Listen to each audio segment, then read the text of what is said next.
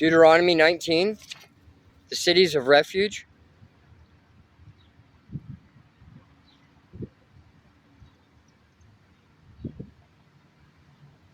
When the Lord your God destroys the nations whose land he is giving you, you will take over their land and settle in their towns and homes.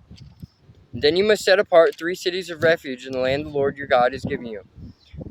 Survey the territory and divide the land the Lord your God is giving you into 3 districts, with one of these cities in each district. Then anyone who has killed someone can flee to one of the cities of refuge for safety. If someone kills another person unintentionally without previous hostility, the slayer may flee to any of these cities to live in safety. For example, suppose someone goes into the forest with a neighbor to cut wood, and suppose one of them swings an axe to chop down a tree, and the axe head flies off the handle, killing the other person. In such cases, the slayer may flee to one of the cities of refuge to live in safety. If the distance to the nearest city of refuge is too far, an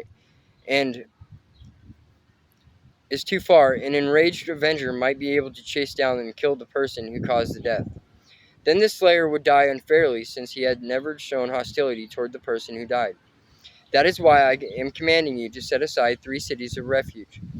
And if the Lord your God enlarges your territory, as he swore to your ancestors, and gives you all the land he promised them, you must designate 3 additional cities of refuge. He will give you this land if you are careful to obey all the commands I have given you, if you always love the Lord your God and walk in his ways.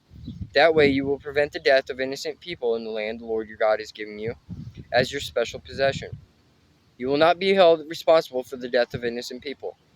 But suppose someone is hostile toward a neighbor and deliberately ambushes and murders him, and then flees to one of the cities of refuge. In that case, the elders of the murderer's hometown must send agents to the city of refuge to bring him back and hand him over to the dead person's avenger to be put to death. Do not feel sorry for the murderer. Purge from Israel the guilt of murdering innocent people, then all will go well with you. Concern for justice. When you arrive in the land the Lord your God is giving you as your special possession, you must never steal anyone's land by moving the boundary markers your ancestors set up to mark their property. You must not convict anyone of a crime on the testimony of only one witness. The facts of the case must be established by the testimony of 2 or 3 witnesses. If a malicious witness comes forward and accuses someone of a crime, then both the accuser and accused must appear before the Lord by coming to the priest and judges in offices at that time.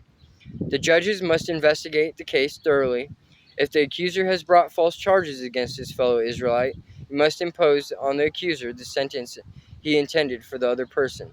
In this way you will purge such evil from among you. Then the rest of the people will hear about it and be afraid to do such an evil thing. You must show no pity for the guilty.